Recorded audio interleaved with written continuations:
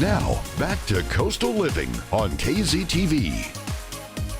It's a playoff battle as Cassius Clay and the Miller Buccaneers go head-to-head with the Southwest Dragons. Watch Thomas J. Henry's Game Night South Texas tonight at 7:30 live on KDF. Oh, yeah. Let's Oh, go. those videos get me so pumped up. Always. No. Great job by the promotions Yeah, team. totally. We've Really. got a good squad here. So it's time for high school football. Please welcome Jeff Dubrow. Thank you for joining us How today. are y'all? Wonderful. Big Thursday. Yes, it is. So close to Friday, but who needs Friday when you've got the amazing game that we have tonight to I look know. forward to? Another Thursday night high school football game on TV, and this Huge time deal. in San Antonio. Where? So if you San Antonio At the? in the Alamodome. In the So I know Alamodome. we don't have video, but imagine it now. Yes. These kids are going to be playing in the same place that like David Robinson and Tim Duncan and all these Spurs legends played before they moved, in an unbelievable venue, and it's on TV.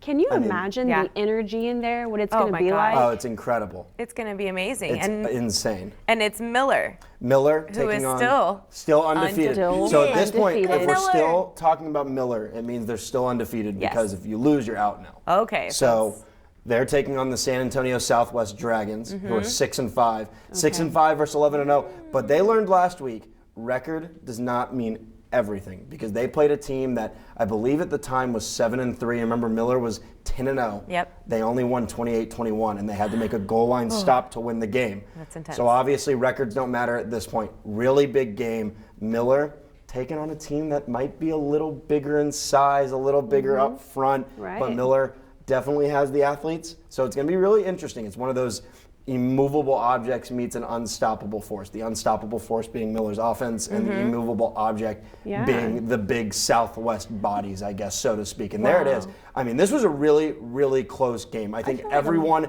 was really surprised at how close it was last Thursday night. But you know what they say?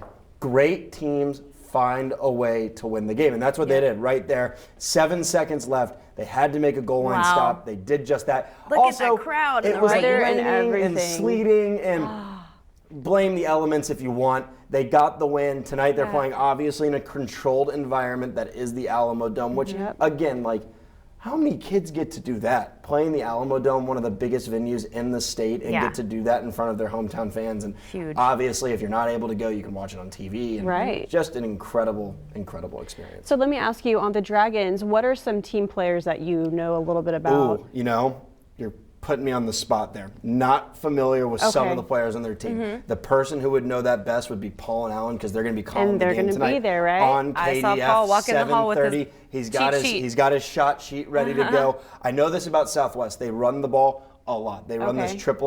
triple option style of offense, which is super kind of confusing. It's a lot of handing off, a lot of pitching, and it takes a lot of time to kind of prepare because it's very kind of it's what's the word I'm looking for? Systematic and kind of hidden tricks, and you have to really keep an eye on where the football is going. Yep. And that's the if trick, you're- right? They wanna yeah, confuse exactly. you. Yeah, it's.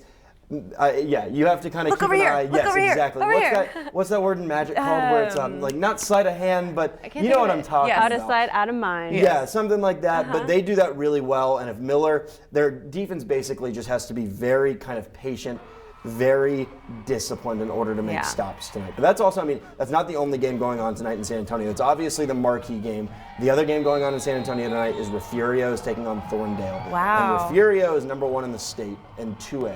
Holy moly. And they're the team that, I mean, it's Refugio. Every year they have a chance to go to the state championship game, and I think this year they really have an unbelievable opportunity to take home state. They have a quarterback named Austin Ochoa who just committed to play baseball at UTSA. Wow. They have a running back who also plays linebacker named Ysidro Mascara, and he's an unbelievable athlete. So 2 games going on tonight, and then a ton going on tomorrow. Oh, It's going to man. be an unbelievable weekend. I mean, as you get deeper into the playoffs, the area round, and then the semifinals and the state quarterfinals, the teams are going to kind of dwindle away. We hope they don't. They hope that we have as many teams playing as possible, but it's slowly coming to an end. Yeah. Well, I mean, and then hopefully with us on the map winning. I know, These guys right? are working really no, hard. this is going to be big. If Miller wins, They'll go to the third round and they'll take on the winner of the Veterans Memorial versus San Antonio Veterans Memorial game.